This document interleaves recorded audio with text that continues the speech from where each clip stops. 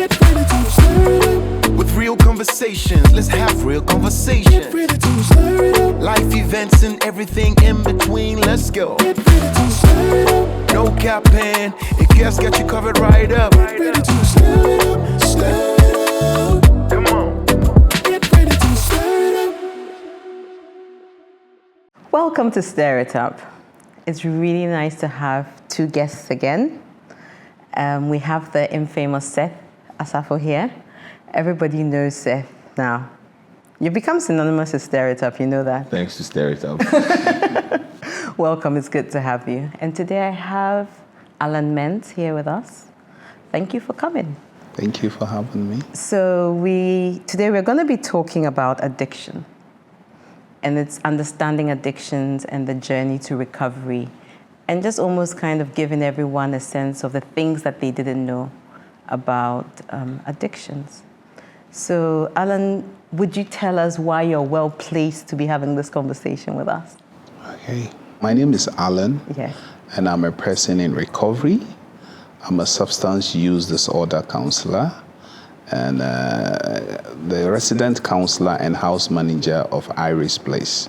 Iris Place is a treatment facility for drugs and alcohol, and I've been doing this for the past 5 to 6 years. Well done. Yes. So as a person in recovery, I have a life story, and I've also trained as a professional to. Personally, it's a passion to see others go through recovery because recovery is possible. It has worked for me, and I strongly believe that anybody seeking recovery should surely have it. Thank you for being here. And Seth, do you want to tell us why you're well placed to be having this conversation? I don't know if about well placed, but as a psychologist, Yeah. we tend to always want to understand behavior. And addiction, in its sense, is kind of a behavior, although we know medically that it's also a disease.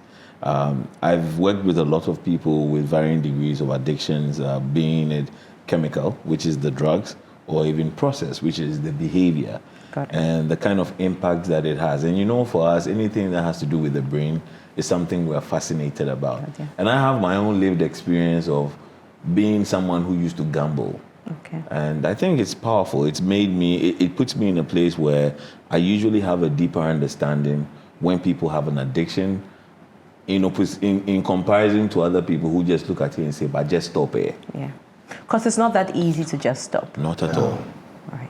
Not at all. No. So the first part of this conversation, let's understand addiction broadly a little bit. Alan, where do you want to start from, just in understanding addiction? So addiction is a chronic brain relapsing disease characterized by a compulsion to seek and use substance irrespective of the health consequences. So you realize that the person with the addiction issue, being substance, may be suffering health-wise, but the compulsion and the obsession of it makes it difficult to stop. Like Seth rightly said, oh, you two stop it.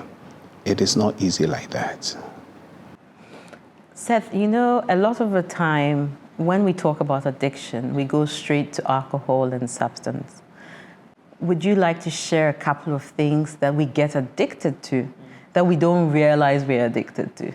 This is such a good question for me. And I like to, throw it out to the audience and say, please, I want everybody to go off their phone for just 4 hours. Hey, we are addicted to our phones. Even the thought of Not having it. 4 hours, so I can't, in itself feels weird. And that's just a sneak peek of what the actual addict goes through. So if you're feeling it at 1%, they are feeling it at 200,000%. And in the modern science, we know that beyond the chemical addictions, which is usually the drugs like tramadol, weed, and there's also what we call process addictions. And so they form because you are consistently engaged in a behavior. Now, the behavior then becomes habitual. And so when you can't perform the habit, what happens? Chaos all over. Now, even look at our ordinary lives. When you have to change something in your routine, it feels weird. And addictions are worse. Because what they do is they have a nice way of changing the structure of the human brain. So when we talk about addiction, we know that it's a brain disease, and it's caused by consistently doing one behavior or the other for it to become habitual. And once it becomes habitual, that's your norm. And every time you try to change the norm, you feel a sense of unsettlement. That's what addiction feels like. So I've heard you talked about process addiction. So would that be things like sex addiction or food addiction, or, well, we've talked about gambling a little bit already. Absolutely. Okay. Now, this is the other side of it. You see, on the brain level, every behavior that you engage in, you have a motivation for doing it. And you may not notice why you're doing it. But on the brain level, there are certain things that we do that gives us a survival advantage. Okay. Now, our habits are supposed to give us a survival advantage. The things we do are supposed to make us survive, navigate the intricacies of life, deal with challenges, etc. So let's take something as simple as eating. Now, whenever we eat, people will say when people finish eating, then they are happy. They are not just happy because of the food, but whenever you eat, your brain releases a chemical called dopamine. The dopamine gives you a hit of excitement or euphoria. And the essence of the euphoria is remember to eat again. For survival. When you have sex, the brain releases dopamine. Remember to have sex again. This time, for survival of the species through procreation. When you go through like a significant milestone in life, you become a parent, or you graduate school, you get a promotion, that excitement you feel is still dopamine saying, remember to do more of this so you can survive. Because as you climb up the ladder, you are more safe in a sense. Now, you see, all of those are tied to very specific things. But then human beings now found a way to let the brain give us reward without any lesson done. So now, I'm scrolling through my phone and I'm getting hits of dopamine per video. What, from the social media? From the social media. But realistically, what effort have I put in there to be getting such a reward? Yeah.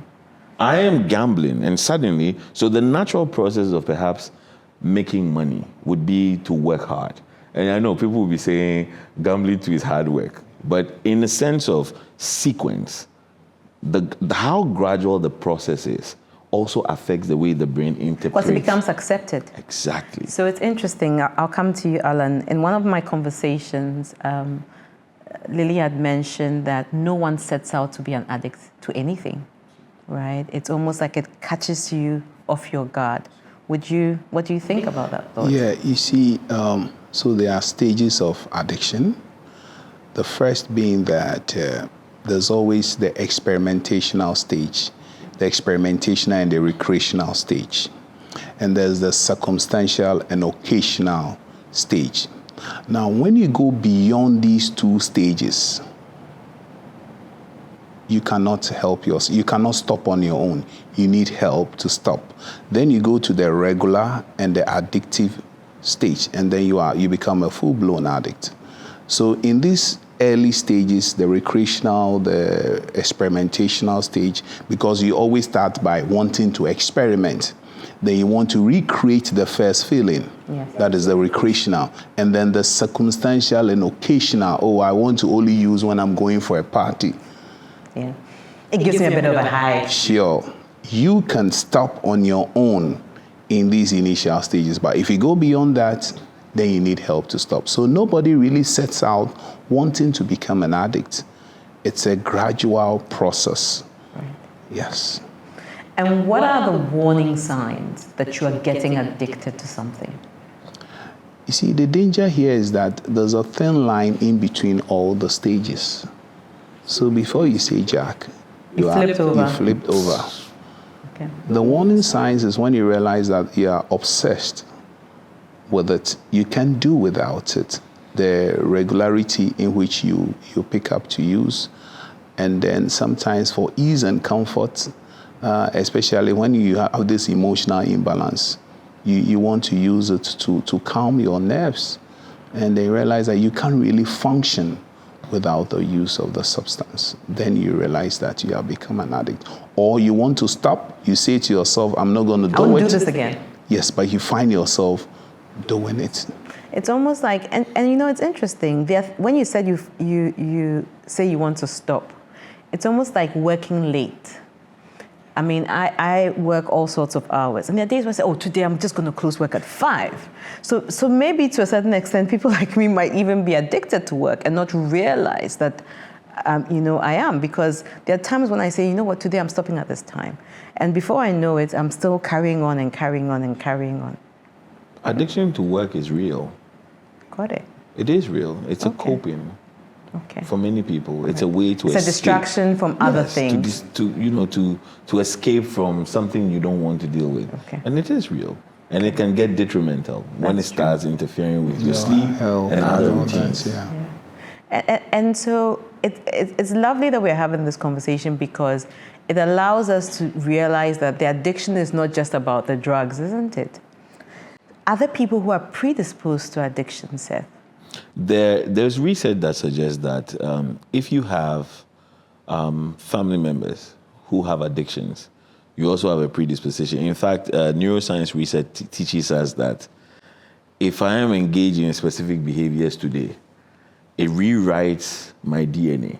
And your DNA is the instruction that you give for another offspring. So DNA is the reason why dogs give birth to dogs and human beings give birth to human beings, okay? Yeah. Now, if I start to reconfigure my DNA so that, and it happens across many mental health related conditions like being extremely shy, being fearful, and the opposite is also true for, being happy and, full of zest, all of that. So what is happening is I'm writing this into my DNA, and when I transfer it to my offspring, they have a DNA that is sensitive to the substance. Correct. So perhaps I might have had some resistance, but they are more fertile ground. Correct. So addictions tend to run within families also. Okay. Let's go to my next section. And I want us to talk a bit about young people and drugs. Often I've heard that for a lot of people, addiction starts when they are young. And it could be to cope with something, could be experimenting and so on, right? Today, and this goes to any of you, is there any data, what's the data telling us about drug addiction in young people today in Ghana? It's getting worse by the day. We don't have formal statistics, but Alan and I work together a lot. Sure. And we've co-managed different conditions. And I can tell you that the majority of people we see are young people from 16 up to 20, that early stage. Now, the science tells us that children are more likely to get addicted because the part of their brain that is used for control is not well developed. And it seems to develop after about 24 years. 24. So you see, what happens then is when I'm engaging at a younger age, my brakes aren't working well, but I'm descending a hill. But you've been given a Ferrari. You're driving. And your brakes aren't working well. So before you know, you're deep down there. Now, the other side of why it is easier for these young people also to get addictions is the influence of peer relations. Okay. Now, within a certain age cohort, young, I don't want to call them, let me say adolescents, and because that's one of the most dangerous zones, okay? Their scope of reference is tied directly to their friends. Got it. Their friends have the most sense. They have the best insight. They have their best interests. And as such, they tend to listen to them more. Coupled with that is the fact that many parents during the same adolescence are at loggerheads with their children. With the feeling they're disrespectful there, so you are ignoring them. So they are not getting the right insight, 1, 2, or the monitoring, where if you identify it early, you can help. So with children, it's such an interesting thing. And for me, I've worked as a counselor in many institutions. I also noticed the fact of people are in denial. So even when they get information that your child probably, they are like, oh, no, it's not possible. We'll come to that because there's a section on parents and how they handle this. Right. Okay, so tell me, is there a specific kind of child today or teenager or young adult that is likely to be getting involved in drug use? Alan? Yeah, especially those from broken homes, broken marriages, single parents, those who have parents who are 100% concentrating on their jobs. They don't have time for their kids to monitor them, as Seth says. And then, of course, kids with emotional issues that are left unattended to. Let's zero in a bit on two of them. So emotional issues that are unattended to. Do you want to double click a bit on that? It's as simple as that. Human beings in entirety try to be in a place of balance. Scientists would say homeostasis. You want to be in a place of normality or neutrality, for lack of a better word. Now, we are moved to action every time our balance is tipped, either to one side. And it's true for pleasure the same way it's true for pain. So when you are in too much pleasure, the brain says that there's an imbalance created. And so you want to reset. It will push pain to balance off pleasure. The sad part is when it pushes that balance, usually you dip into the pain longer. So for like in addiction, we say that people's quest to chase pleasure only creates more problems or sadness. More pain, actually. More pain. So as you aim So say for that again. their quest to seek pleasure only causes more pain. Got it. Just because of sometimes that balance. it's out of reach, you're trying to get to it, you can't get to it, and that creates anxiety and a bit of stress for you as It does. Okay. The other side is when you are in pleasure, your brain wants to bring you back to balance. And the best way it can do it, you see, the interesting thing is there's what you call the pain and the pleasure balance within the brain. And it's either or. So when pain goes up, the pleasure comes down. Absolutely. And the opposite is true. But they don't want to be in pleasure or pain. The way the system is, it wants to be neutral. So consistently, we are moved to action to reduce either of them. Okay. Now, when people have emotional issues, they try to cope. And coping can be difficult. There are coping mechanisms that are positive, and those usually take more time. And there are those that are maladaptive. They give you a quick hit. So when I try to drown my pain in alcohol, it's instant. It's instant. Well, it's fairly instant. It's fairly instant. Yes. I mean, let's say I smoke a joint. It takes me 30 seconds for it to kick in. Yeah. So you can imagine, so within 30 seconds, I'm getting relief. When I have to go through the other process exercise, or finding a therapist and talking through it, which would take a couple of weeks. And I don't want to talk, I'm an introvert. There you go. So what happens? I find something that works for me, and I use it. Now, let me give you even something that comes to our field. A lot of the people we have, let me not say a lot of people, but we have an increasing statistic of health professionals who are addicted to pethidine. Pethidine, yeah. And especially in the female population, what happened that brought on the onset of the addiction was they were going through menstrual cramps. So pethidine is generically for other people. What's pethidine? Pethidine is a pain killer. A painkiller, pain which reliever. is used within the clinical settings and surgeries and all of that. And so someone says, oh, just a shot of pethidine, and they do it. And suddenly, wow. So before, it would be to cure a pain. But with time, becomes an euphoria. So it's how people have an accident and they're put on some kind of pain relief. But after a while, even though the pain doesn't exist anymore, they still continue to crave those. Yes. But there are many protocols that ensure that it doesn't work so directly. Yeah. So for example, they change the medications. So pain medications different ones have what they do, and they use different pathways either in the brain or the body. So they try to modify enough so that you don't get dependent. Got it. So that's usually something they say, but why is he on tramadol and not addicted? These are some of the reasons. why. Yeah. Okay. So the second thing I wanted to double click on, and this goes to any of you, is around parents who don't have time for their children. And Alan talked about monitoring. Is it the monitoring or the relationship or a combination of both? It's a combination of both.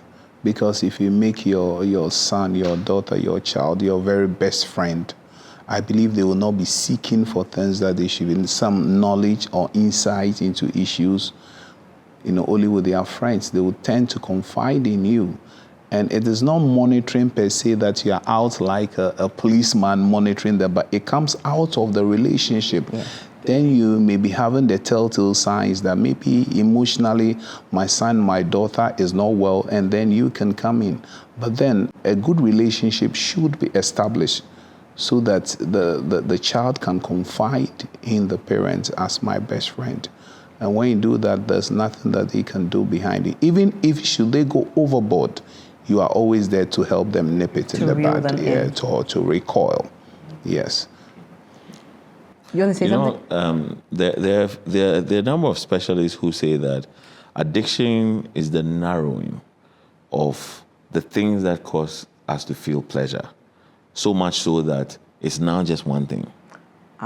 So we all need to have multiple things that bring us joy. Absolutely. And that's where the parenting issue comes in. You see, it's easy for me as a parent to leave my child on his computer or her computer so I can work. So I'm not intending to cause an addiction, but just because I am not unavailable there, or I'm restricting my child, don't go out and play, you get dirty, so I'm narrowing the child's focus.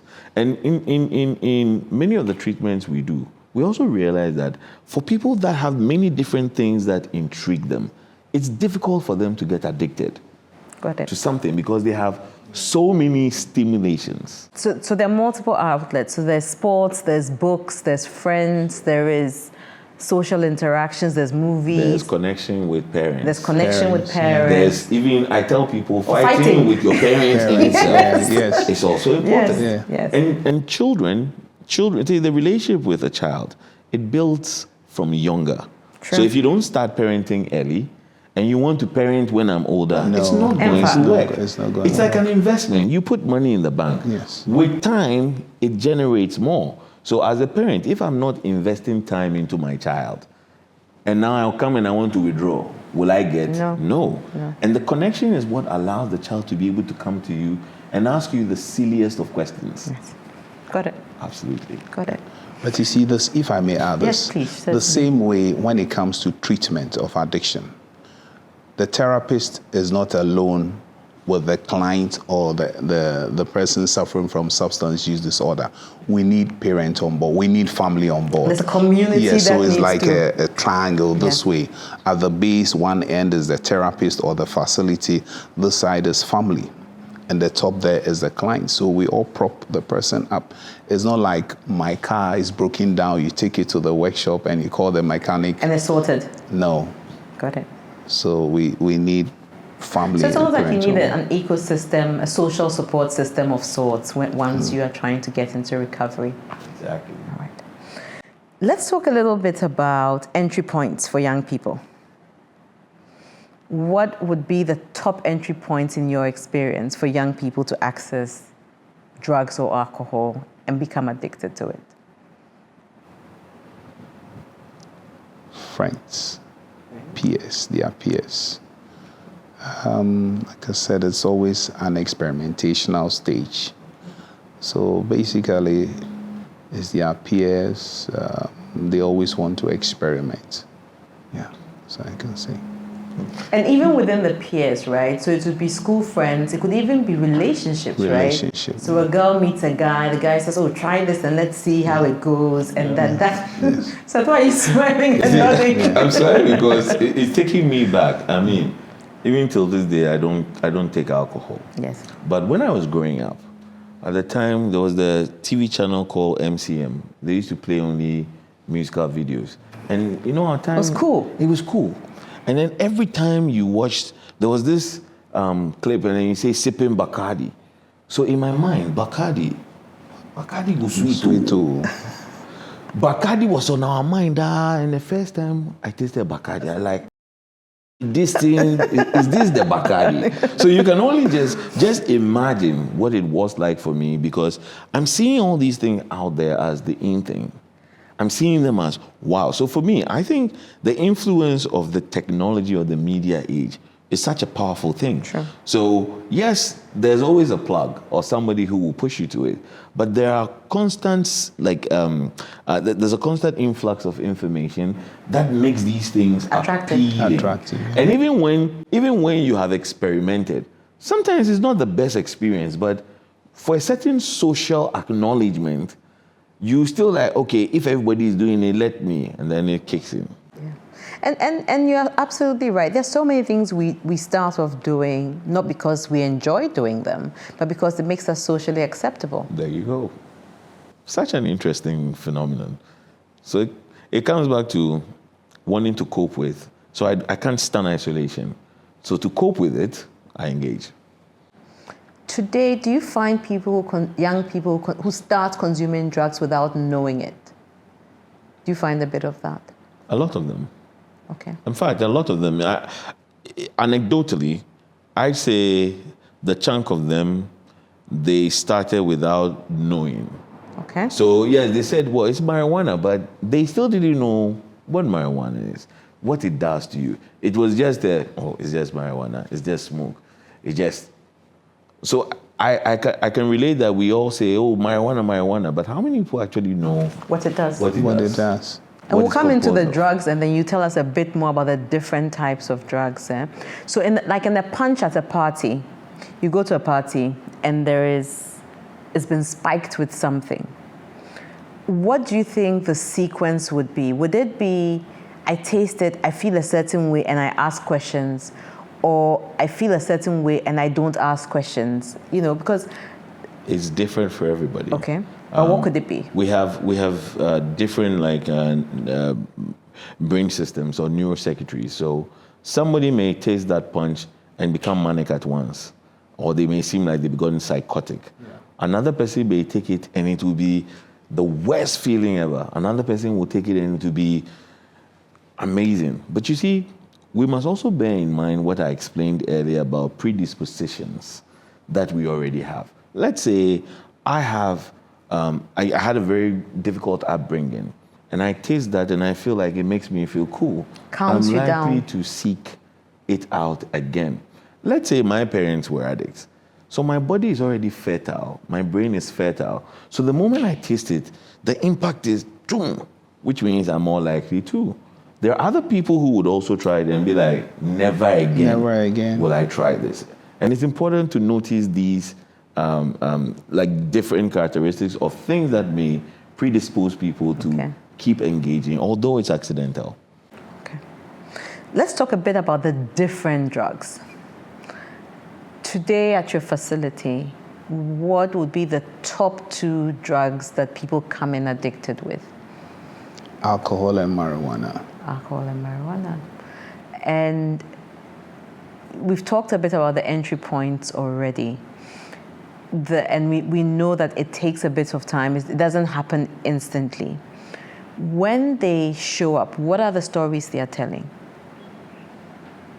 To take 2 people randomly in the back of your head without, too much context. With the clients, the young men who are coming in now, most of them realize that with marijuana, it has really affected them. They are psychotic. And you mentioned earlier that the person might be an introvert. And if you're an introvert and you're using marijuana and it has affected you, it takes quite a long time for it to be detected. So sometimes by the time they come in, some are beyond recall. We will have to manage, the psychiatrist would have to manage that condition for most part of their lives. Okay. So what happens? Do they go into a depressive state or do they go to a psychotic state? What's happened then?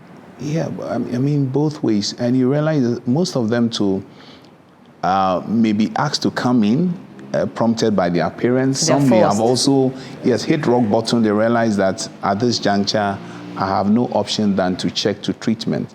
Some of them, you see the willingness level at the initial stage, which is fantastic. That is what, as a therapist, I need to work with you.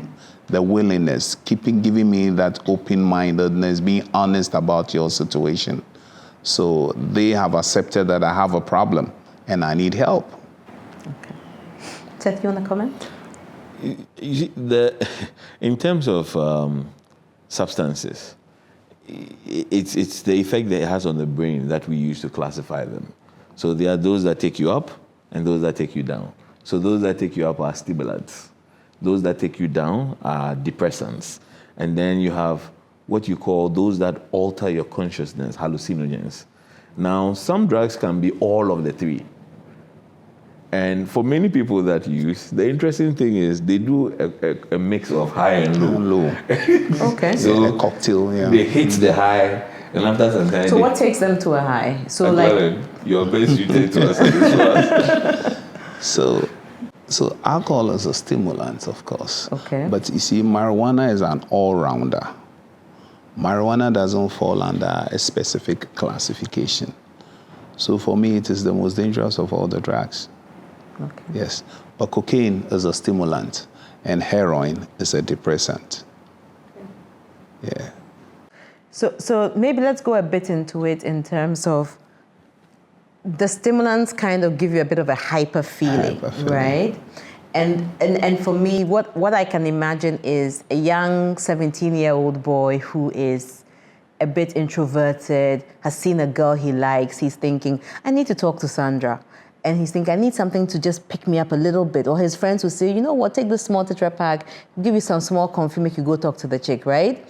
And that could be, so then that need for confidence could be your initial entry point, and that kick that it gives you. Absolutely. If you think of cocaine as a stimulant, right? It's expensive. Access might not, I don't know how accessing it, how easy it is to access it today. Easy. Oh, very easy. It's very common. Sir? It's very common. Tell us more. You may look at, even outside Accra. Cocaine. We're talking about Yes. Mankasim, Cape Coast, Elmina, Sekondi, Shredro, Michael Star Akemoda. folks. Everywhere, cocaine is there. And okay, so you can, and how affordable is it? In my mind, cocaine is expensive, but maybe it's not. Tell us.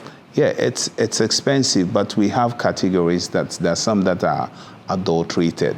Okay. Yeah, that they say this one is balula. These are chemicals from the. Okay. It's easily accessible. You can buy the ones expensive too. They make the money to buy it. Okay. Yes. So it being expensive is not a deterrent. It's not a deterrent. No, but never. But even then, I mean, I've seen people who are addicted who will do all sorts of things at home to get the money. So definitely the price is not a deterrent. So, coming back to what I said about addictions are a narrowing of the things that you enjoy. So once it's hyper-focused on this, whatever it takes to get it. Now, you see, the research even teaches us that people's brains adapt to seeking out the behavior. And they'll tell you that many addicts, it doesn't matter where they go. It's like an antenna. If they look around, they can tell you the spots where they are likely to get it. The substance. That's how adaptable the brain gets to be able to even secure. And they get extremely smart in how they're able to even chat with you. And should I say, I won't say deceive you, but they'll con to manage you. They'll lick your brain. Manipulate. Yeah. They'll lick your brain so you can give them access to gain access. It's very interesting. So staying on the types of drugs, right? So now we've established that alcohol we all know is readily available. We also know that weed is readily available. You said something that was interesting in terms of the different classes, right? If you take marijuana as well, are there different classes of that? Or different types? Or I mean, I know two broad categories.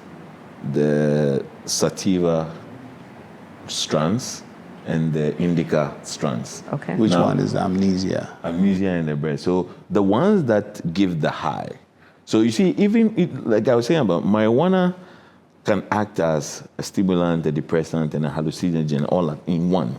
And the research will tell us that the base emotion is what It the heightens. substance will heighten. Got it. So if you are in a it will act as a stimulant. If you are in a, it will act as a depressant. Depressant. That's the interesting thing about marijuana, Marijuana. THC, and then CBD. Those two Chemicals, yeah. Yes. Now, so they know that the sativa brands are usually like stimulants. They raise awareness and Heighten the awareness. Heightened tension. the indica variables also drop. When someone is going to buy marijuana, do they know the difference? Or is Coco food for everybody? Everybody just picks. I think these days they set out to get a particular brand. They know. They know. They know. They know. They know what gives them a kick. Yes. And like Seth said, so sometimes you go in, they may ask for a particular type. And are they packaged? Do they come packaged? How do they come? Or it's just rolled? Some are rolled, some are in rubbers. You need to roll it yourself. Okay. Yes. All right. Okay. So recently, someone had a conversation with me and said there are all sorts of businesses that also sell drugs on the side, right? So it's paired up, right? And the one that shocked me the most, and it might shock you too, and I hope I'm able to shock you, was you call a food place and you ask for food. And when they deliver your takeaway, there's a code that you say when you call to order your food, and they send you drugs as well. So you could be a parent at home, and your child could be ordering a pizza or a burger or something, and that could come with drugs. I agree 1,000%. I've dealt with a couple of them. And at some point, I started telling parents that let your children eat at home. Okay. Is what I started to say. Yeah. Because, a delivery looks so Harmless. And yet, look, just for laughs, there was a couple of people I've worked with who've had vapes. And until I think somewhere last year, vapes in Ghana were not regulated. Vapes were vapes. They were seen as extracts from nicotine. Unfortunately, the Standards Board was not even looking Paying at attention. them. And there were many of them that were THC-laced and so many other things, okay? And so a parent sees the vape and says, what is this? And child says, it's a flute. Oh! And the parents are, okay, that's nice. My child likes music. Because they come in all shapes and sizes. Yes. And if you don't know, it becomes very difficult to identify. Okay. I think this takes us nicely into the conversation of parents and how parents manage when they first discover their children are exposed to or using or experimenting with drugs. In your experience, how do parents respond to this? Most of the time, the first response is, "Oh, mommy, I'll stop." No, so And this the is parent, the child's response. yeah, this is a child response. "Oh, I will stop," or in the denial. The disease of addiction itself is making you deny every time in the denial. However, should you accept the promises that I will stop, but unknowingly you have exceeded the threshold where you can stop on your own, where you need professional advice. However, parents differ in their first reaction when they get to know that my son is doing drugs. Or my daughter. Yes. Some will quickly call us the professionals. "Alan, this is the situation. A, B, C, D. What can we do?" Some parents also allow them to themselves to be manipulated. "Oh, mommy, I'll stop. Before they realize there's nothing like stopping. Some parents quickly get in touch with us and listen to the professionals, not their daughter or the son. And most parents who listen to the professionals, they don't become enabling Of the behaviors. Yes, they leave it for us and they go by our dictates. That one, you are ensured of a very successful treatment program. Yes. Parents' first reactions? It depends on the kind of parent. So what I have noticed in my practice is for parents who are not available, they provide everything their child needs. but emotionally they are not available. They always deny it. And It's not possible. My child couldn't do that. It's not true. It's not true. And the reason they do that is they ascribe it to them as It's a failure. I'm a bad parent. I'm a bad parent. So just so they don't have to accept they are bad parents, they will say it's not true. Now, the other side is for parents that are actively engrossed in their children's well-being, they catch these things early. Because they are always there. They are always connecting. So they notice these little changes, Child is etc. sleeping too much, They notice. erratic, Isolating, money, isolation. isolation. Yeah. They notice it. I say, I mean, in the work I've done over the past couple of years, I haven't seen a parent who's actively involved in their child's life, who's been addicted, and they haven't caught it like the first or the second Time. they used it. Except those who are a little disengaged, yes, and all, I mean, with well-meaning intentions, you have to provide. So you're working, you are hoping somebody else is doing it. Yeah. But once they cut the news, the denial is much more heavier. Now, second thing for a lot of parents is they'd rather to protect their own image. Not tell anybody. So they don't get help. They don't get help. They will try to solve it on their own, with their own, do this, or some will beat their children. And those things don't necessarily change the Yes, behavior. and they don't want to talk about, so they also feed the stigma Exactly. instead of reaching out for help. However, when these issues come up, the parent is also then educated. I'm happy Seth is here, that it is not a moral issue. No, it is not a isn't. moral failing. It is a disease. So the first point of call is to educate the parent who is ignorant or who has already shifted that, oh, it's a moral failing. I have failed. But then when they don't want to talk about it, then they are feeding the stigma. Oh, I don't want my sister to know my son is doing this, and they sweep it under the carpet. Stigma, it doesn't help. But I think that you can still deal with it and manage it with the right level of help without it becoming public knowledge. Of course. Right? Because you, for example, and Seth, for example, will be bound by certain confidentiality. Yeah. So if I come to you for help as a parent, I am to a large extent protected by that. But I don't need to pick up a gong and go telling everybody that this is what's happening. So maybe that... Yes. Sometimes you have to. Okay. So look at it this way. In the addiction sequence, the person who's addicted will try every means possible. And one of the classic telltale signs is they go around borrowing. Okay. Yeah. They go around. Yes. So, I mean, look at the relationship we have, Yeah. okay? If my child comes to you and says, oh, Auntie Kria, give me 100 cedis. I want, you Mommy won't said, think. I won't think anything. No, you won't even ask daddy or mommy because it's just 100 cedis. 100 cedis. Now, if you have 15 friends and they go to all 15 friends, that's 1,005, a great enabling environment. When you catch wind of such information, all the people you know within that network. ecosystem, you have to let them know so that they don't become enablers. So it's not that you are doing it for a very important reason. Now, I've also found children who will manipulate their parents in the process, knowing that like daddy is interested about protecting his image. So I will If go you don't and- give me, I will Beautiful. go and ask Auntie Sewa, and Auntie Sewa will give me. Alan will tell you, one of the key things we do in treatment, we start by taking away the sense of entitlement. Entitlements. And entitlement can be, you can go and tell anybody you like, I don't care. In fact, I'll do it for you. I'll tell you a funny story. So when one of my daughters was about 3, we went into a pharmacy, and she was 3, she was a baby, like she was a child, and she wanted one of these fancy toothbrushes. And I said, no, you have so many of those toothbrushes at home. And then her first ever tantrum, she starts stomping her feet and starts, and then right there in the pharmacy, I pinched her. When I pinched her, she started, why did you pinch me? Why did you pinch me? So I said, you are my child. I'm the mother. You don't tell me what you want. I pinched you, so what? And then she went quiet. There you go. But I was thinking about it later on that even as young as that, she knows that I pinched her to keep quietly, right, on the side. But she exposing me meant I didn't want to be exposed.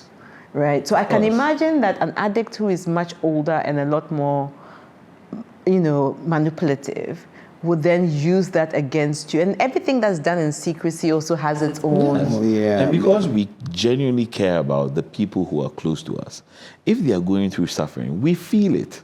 Yeah. It's not that we don't. I mean, in many instances, even we're getting people help and say going to rehabilitation. We have to now work on the parents because to deal with the perceived pain their child will go through even before they allow the process. So, you know, sometimes parents will abrogate the treatment process because they are saying, my child is not getting pizza to eat. Sir? Because they're in rehabilitation, and the rehabilitation tries to take away unnecessary pleasures as a way of re-syncing and bringing down dopamine. So it's not just qua. There's a whole science behind why in rehabilitation you are put on a regimen. You are not given access to watch television as you will. You wake up at specific times. Mobile phones. All those things are part of the way of detoxing the brain. Interesting. Yeah, so if I may add that to what you just said like the child is going to relative friends to ask for money. And here you are, the parent doesn't want anybody to know. It's not a matter of going around beating the gong. Already, the horse is out of the stable. And all relatives and loved ones and friends, they know. There's a saying in treatment, we say that the addict is the last person to know that everybody knows that they are using. Absolutely. The addict is always the last person. Because we can see it. Yes. You see, so that is how it works. So that's a good segue into, as a parent at home, what are the things that would let me see that my child could be using? So it's, I mean, yeah. First thing, sudden change in any kind of behavior. So mood swings. If they used to be very introverted and they become extroverted, it's a sudden change of behavior. You must be concerned. If it's the vice versa, extroverted to introverted, it's a sudden change of behavior. Now, the behaviors also will show in different social settings. So first will be school. So what's happening in school? Are grades dipping? Are teachers complaining? Are they coming back home with meltdowns like my friends don't like me? All those are signs for you to look at. Then you want to start looking at the way their mood is, the way they are grooming. Now we tend to find... Appearance. Are do they neglect themselves a bit more? Absolutely. You know, the classic picture of somebody who is addicted to a substance, when they say, I mean, sometimes people even insult, are they ushiri, or do you smoke weed? Just because of how you look. The hair, bloodshot eyes. So all those are signs of things that can also tell you that there is something. Now, you may also notice a lot of withdrawal behavior, because you see, in every kind of addiction, the preoccupation with the behavior or the substance means you need more alone time to engage. To engage with the substance? With the substance or the behavior. I mean, mommy's at home, you won't light up a joint and come and be walking. So you have to go and find some corner, pull your joint, spray perfume. So all of that becomes a withdrawal. Now, even in behavior addictions like in gambling, you spend more time on your computer looking for teams. The best sized. So all those withdrawals are also. Then you may also start to find unnecessary mood or emotional outbursts. They are angry all the time because they are frustrated. When they're not getting what they want. Sometimes even when they have gotten, they still get frustrated. Why are they Remember frustrated? I explained that the pleasure and pain balance is that when you have too much pleasure, your brain naturally pushes pain. So you are in a place where all is well. And to be fair, there are a lot of people who have it all. Best schools, best parents, but they are never happy. Because it's like, the bar is high. I've forgotten her name, but she's like a top person in the field who talks about what she calls the abundance paradox. Okay? Now think about it this way. If life were always happiness would lose its value. Absolutely. If we were happy all the time, happy becomes until you can taste good and bad. Then there's something to compare it to. There's no good and there's no bad. So all these things become things that are happening that's causing frustrations within the person that you cannot see. So you might notice in unnecessary tantrums or emotional outbursts They might start talking back when they didn't used to.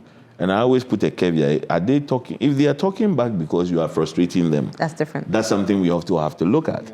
That what I call authoritarian parent. Hey, you do it the way I. My way or the highway. The generations have changed. Yeah. And within the new generations, more negotiation is necessary than the forced you one. have to do it because it doesn't work.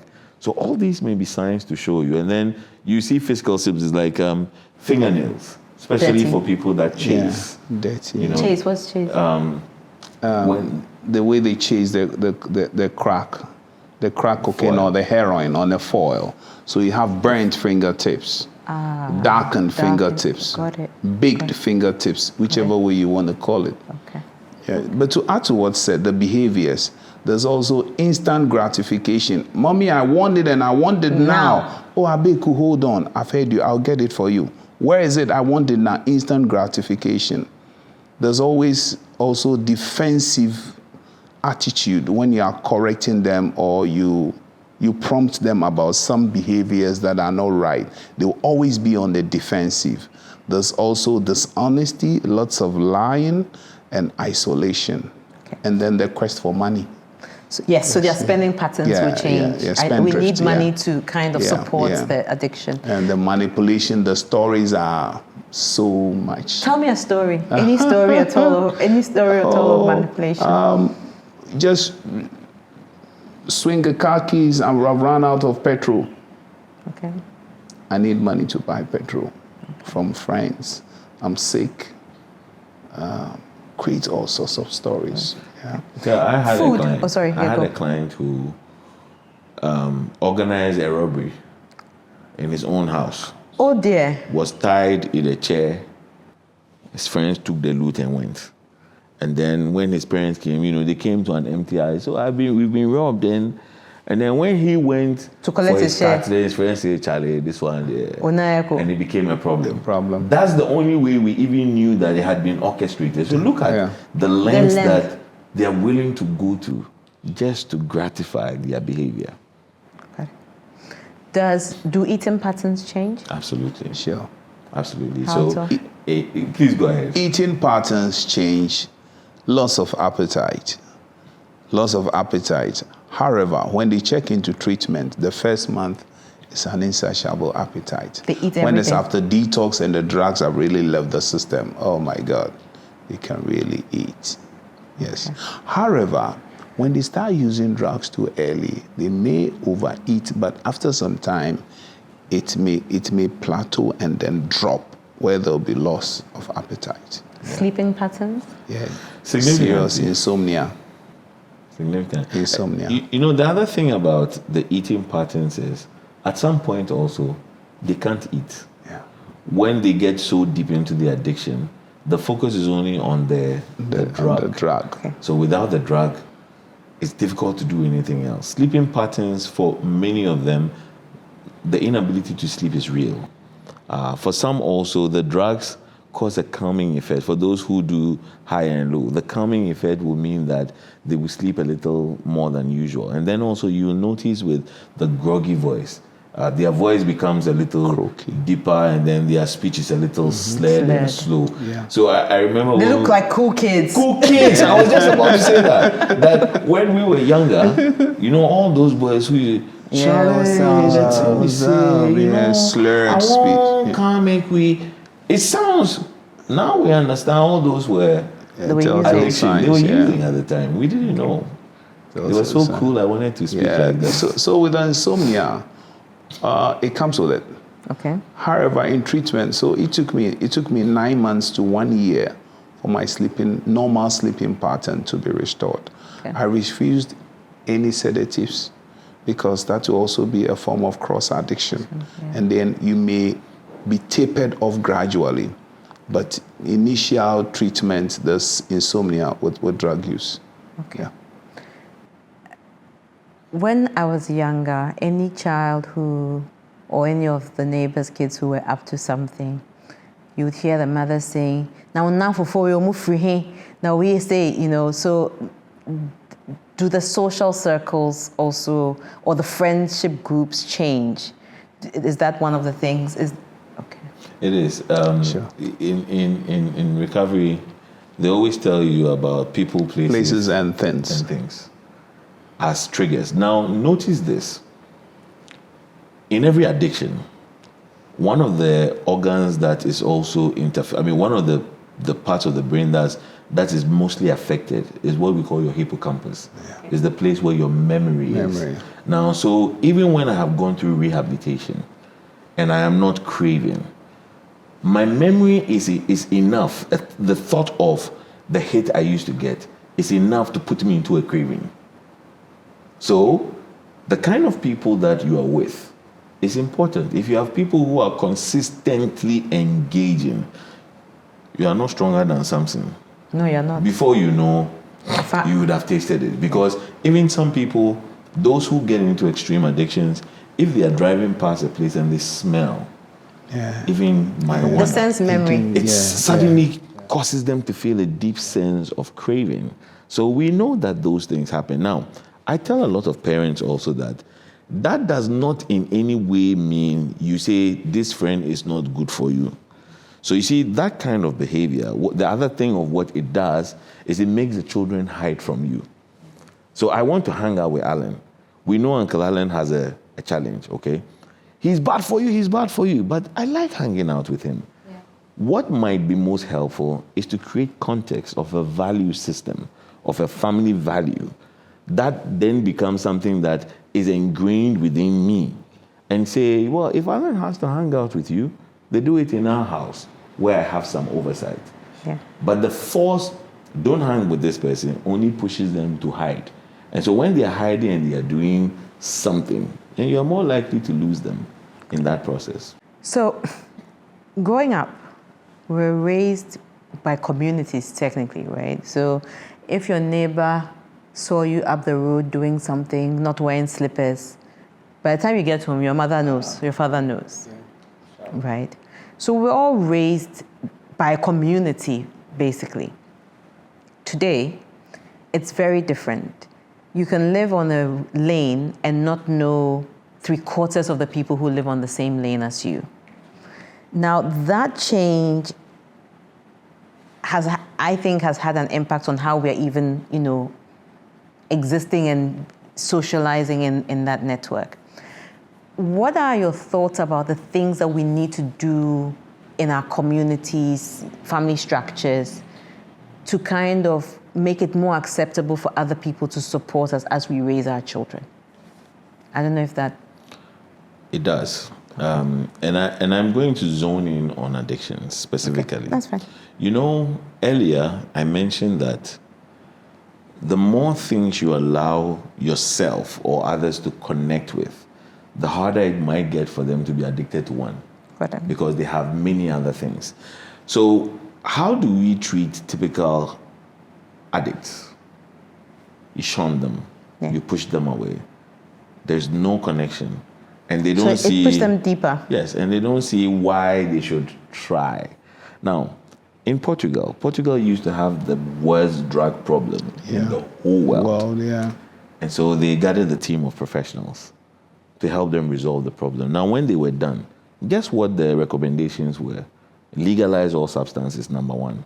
Number two, the amount of money that you spent in putting them in incarceration centers and punishment, use that to invest that in getting them livelihoods. So those monies were now pushed into, Uncle Alan owns like a mechanic shop. Say, we'll pay half of his wages if you let him work with you. And they did all of these and they realized that the addiction dropped by almost 50%. Why? Social connections. Connections.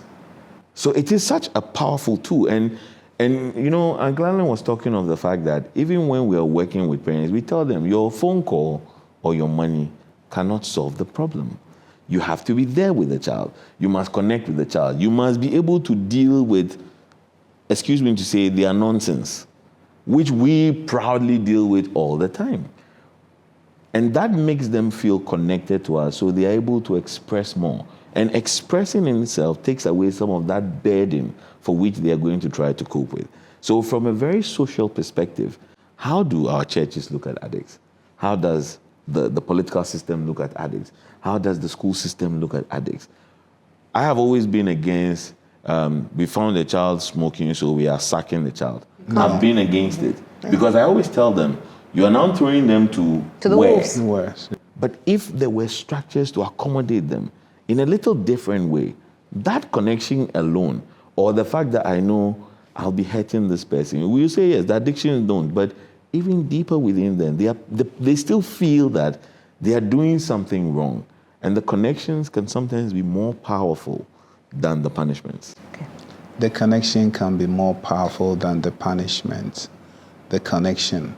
So the community can organize us to do some outreach programs. We call it psychoeducation, to bring it to everybody's notice that addiction is not a moral failing or a moral issue. It is a disease.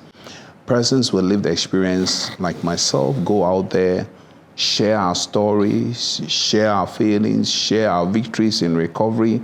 It also helps to bring this connection for people to know that recovery is possible. But then, like Seth said, if you throw the kid out of the home because you found him using, it doesn't solve the problem. So there should be more advocacy on the community level, through the churches, through institutions.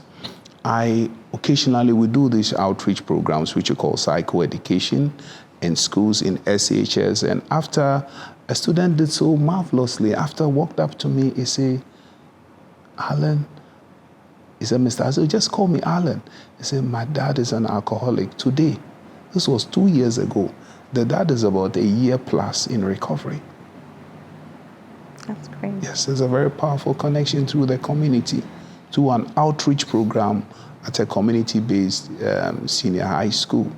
We go to churches as well. And you realize that each time after these outreach programs, there's an influx of clients coming in. You get phone calls here and there.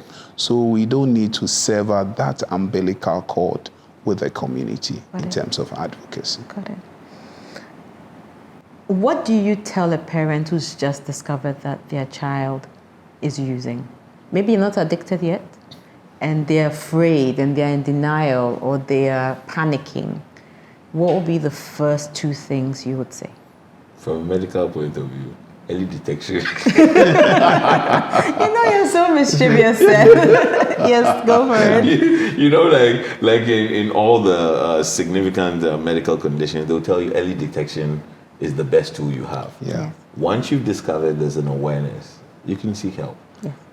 The challenge is not to freak out or not to How start. do you not freak out when your 14-year-old is You only doing freak drugs? out. You only freak out because you don't have enough information. Got it. It's the only reason why people freak out. I tell you this: when I started off in Kwalibu, I used to work with Fevers Unit, where people who had HIV were, and during that time, I didn't know much about the strides that had been made. So to my mind, HIV was still a death sentence. Yeah. But the more I gain more information about, so when your viral load is 0, like you are not contagious, it changed my perspective. And today, it doesn't matter whether you are, if I know your viral load is 0, I don't care what happens between us. Yeah. That's the same level of knowledge that changes the perspective. Knowing that, first of all, it is not a moral failing, so it can't be blamed on you, the parent, also, where you are saying, I didn't do the job. And if you notice it, we know there are many coping ways, there are coping strategies. Getting the right help can be a good step for you. Got it. And get the child to connect even more so they are not lying about whether they are engaging or not. If they tell you, you are in a better place to help them than if they are not telling you. So I'm going to circle back to something you said, which was about how when a child in a school is found using drugs, your first line of action is not to have that child expelled, right? And this is, as we go into the part of the conversation around what role do educational facilities have to play in helping young adults as they start to use drugs. You explained why. Do the educational facilities have a role to play? And what's the role? They have a very significant role. The first role is the monitoring. The second role is the education. So it is it should be within the educational system's MO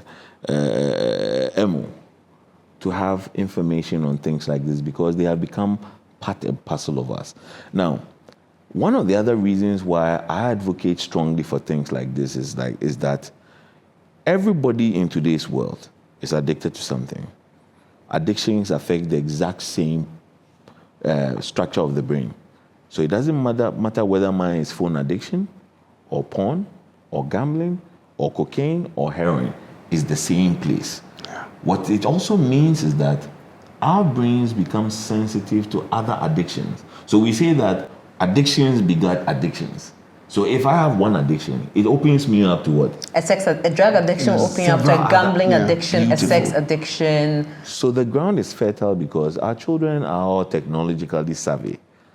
They are addicted to devices. So their brain is a fertile ground for other kinds of addictions. And so the interventions that we are putting in place must be holistic. 360 in nature, by giving out more information and creating the avenue where the child can get support. If you in any way ostracize the child, I'm not saying don't punish them, but the punishment... Consequences are important. Consequences are important, but the kind of consequence you use. I had advocated in one school where kids were caught vaping, that instead of expelling them, they should make them advocates, people who research on these things and go to classes and present on the effects of it. Now, look at it. If I, the chief addict, I'm telling you that it is bad, doesn't that account for something? Doesn't it say something? Yeah. And those are the kinds of things I think are innovative within the current ecosystem we find ourselves in an information age where, whether you like it or not, the exposure is there. I want to touch more on the solution, because most parents feel that it's spiritual. Somebody, a relative that I'm litigating with, this person is responsible for my son's addiction. There's nothing like that, because when you do that, you are not making the son responsible. When they check into recovery, and then we get them to know certain things, then they become responsible for their recovery. But out there in the streets, when they are using, they are not. But when they come in and then we explain the disease concept of addiction to them, we make them responsible for it, because we then take them through a program that will bring about a change of thought and a change of attitude sufficient enough for a total personality change. In treatment or recovery, we are changing the old you that is in you, the addictive personality that occasionally may rear up with dishonesty. But with the coping skills you have learned, you can quickly realize that my old self is coming. Then you just nip it in the bud. So it all boils down to education. Okay. Yeah. Supporting teachers, school administrators, how do we equip them? Because a lot of the time in schools, it goes, Oyakolabone is a bad child, right?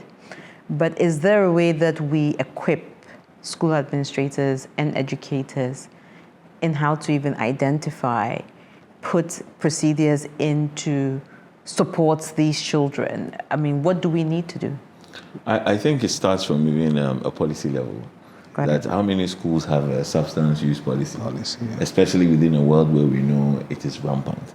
Look, I throw a challenge to everybody and I say, if you like, let us screen any school, and I can guarantee you that half of the people would test positive for something. Okay. Because in the past, it used to be smoking. Today is edibles.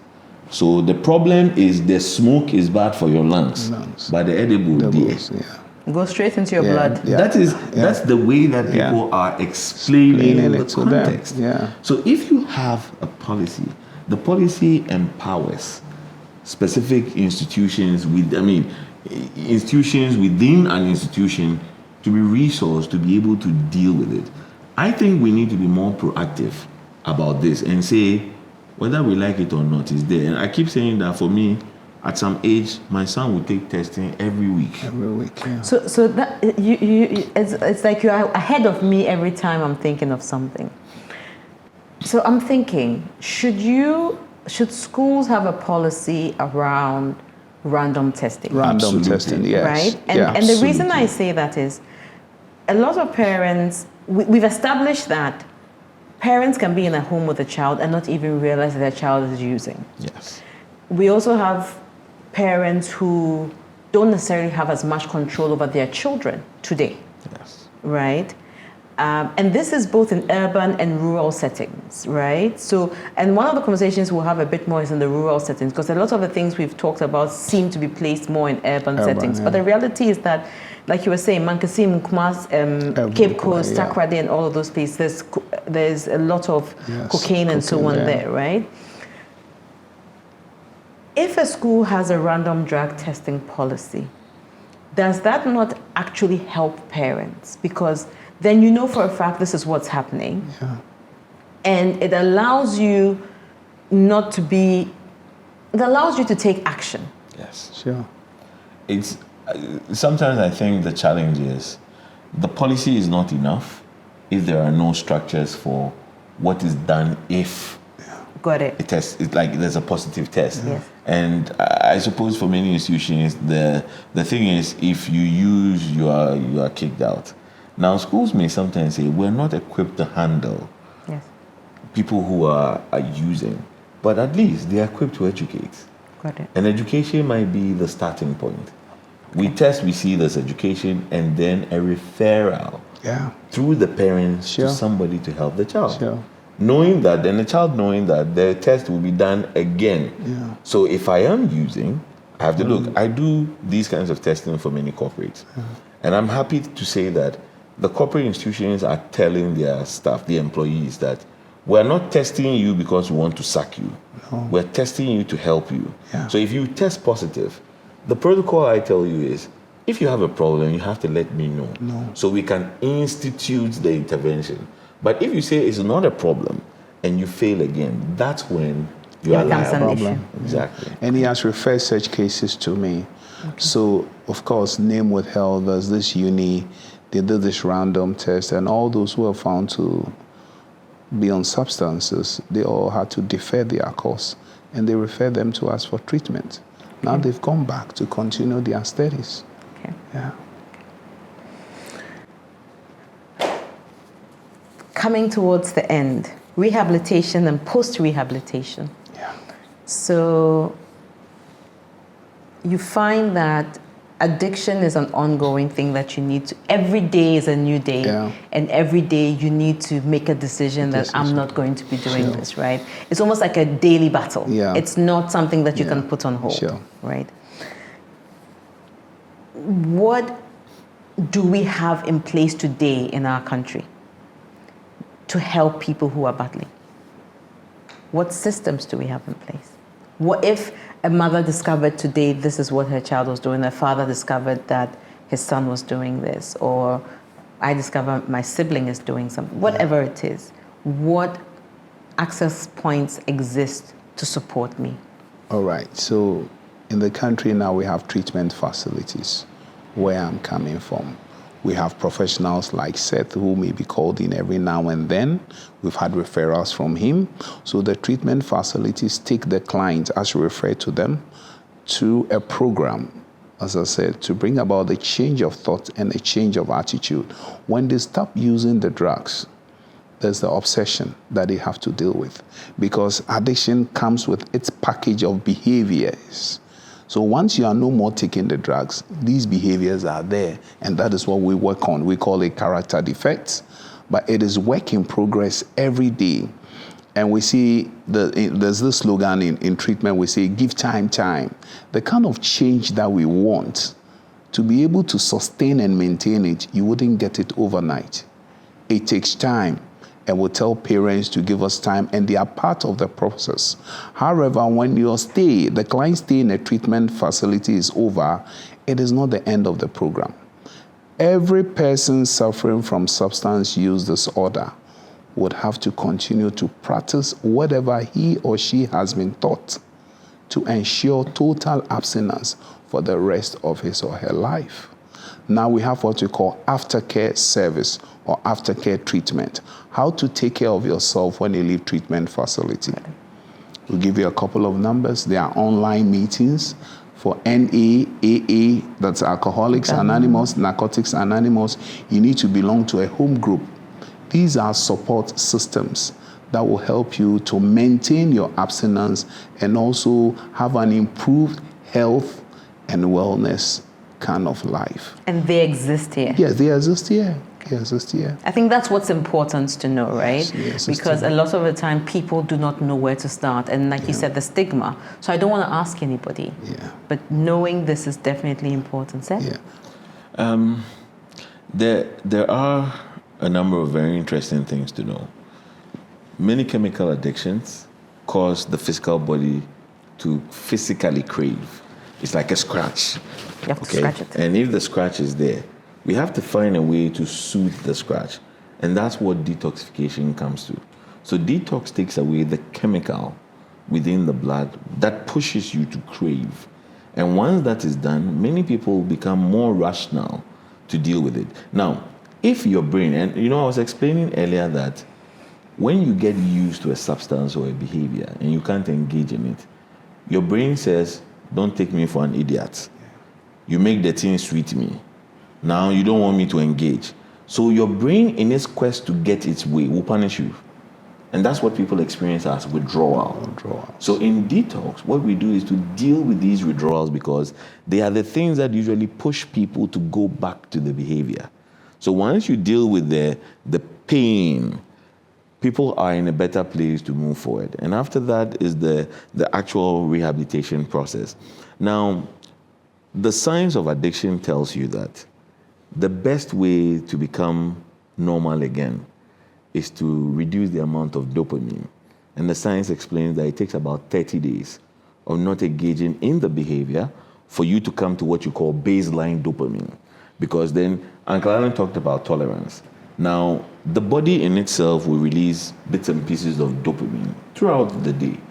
But then, the dopamine we get from addiction, it's thousands of times stronger. So the brain now gets used to dopamine so much that the small one you are The brain getting is flooded. doesn't do with dopamine. anything. And the other side of that story is when you go high and you are coming down, you don't come back to the foundation level. You go below the foundation. That's the sad part about addictions. And that's why for many people, after use, they feel sad. They feel down. Because when the substance starts to wear out, they go below the normal, which means that they need more power to what? Raise them up again. So they tend to use more and more of the behavior or the substance. Addictions are usually coping mechanisms for a lot of people. It gives them a temporal avoidance, a temporal escape. And psychologists like us would then look for what are they escaping from? Help them to deal with those so that it reduces the triggers of things that would usually push them back into the behavior. But holistically, there's no addiction that you can resolve in isolation. It takes a nation. And it takes what we're doing here. It takes us professionals, it takes parents, it takes institutions. We've been having to work with a lot of institutions lately because they have a staff who is going through an addiction. They borrowed money, stolen monies, and the legal system has caught up with them. And even the courts don't understand the process of addiction so much, enough for us to say that we can legally start to think about defenses around guilty but as a result of, because the addiction is an edge that you can't control. Especially with things like gambling, isn't it? It's not just gambling, even shopping. Even shopping. No, in relation to the courts. Oh yes, in relation to the court, courts, that's a big deal. I want to tell you about gambling. There's a certain thing I call noble addiction. In the modern times, you know what the noble addiction is? Which one is that one? Forex trading. It is a form of gambling, isn't it? It is a serious form of gambling, and we work with people who gambled away millions of cedis of corporate funds. But then they say forex trading, crypto trading, and they say all of that is work. Yes, it is work, but what are the tangibles on the work is what I keep asking. I appreciate the two of you coming today. I think it's been an insightful conversation where I've learned a lot, and I believe that our listeners and our viewers will also learn quite a bit from this conversation. Thank you for sharing your lived experience. Sure, thank you. Maybe next time you tell us a bit more about that. Sure. But at least it's nice to know that there's help out there, and it's not a hopeless situation if you were to discover that someone in your family was struggling with some form of an addiction. Thank you. Now I'll make you a cocktail as usual. No, a mocktail. Seen as. Thank you. Today, the taste, I'll figure it out. But you always do. Yes. So, in normal fashion, since you are the new kid on the block, not much of a kid, but you know what I mean. Yeah, I understand you. At the end of every conversation, I make a mocktail or a cocktail. And the only requirement is you're supposed to tell me one thing in it. I try to make it simple for you. Not because of Seth, because Seth normally gets it right. Yeah, so right. because of you, I try to make it a bit simple. Okay. But let's see if you figure out what's in it. All right. So thank you. Stir it up. Yeah. Okay, let's see. Seth, you're not going first.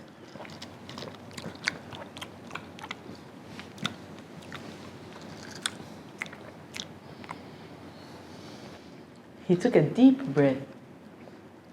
Alan, are you struggling? Mango. That's mango. What else? Okay, Seth, now we'll give you a chance because Alan has said the most difficult one to find. Usually, my taste buds work better if I have a jug. He always has some reason why his taste buds are not working. Anyway, thank you very much. Thank you. It had coconut, it had pineapple, it had mango. Yes. But very, very different, distinct flavors. Well, you can't taste the coconut in there, See, can you? The coconut was The pineapple, yes. hiding. It was hiding hiding somewhere. It was Yeah, like, I was Alan, going to this say taste is kiwi. familiar. You should get Oh, it. no, where you're at. I taste kiwi for the thing inside. Kiwi and peach. Thank you very much. It's been a pleasure to have you. I appreciate it. Thank you for having us too.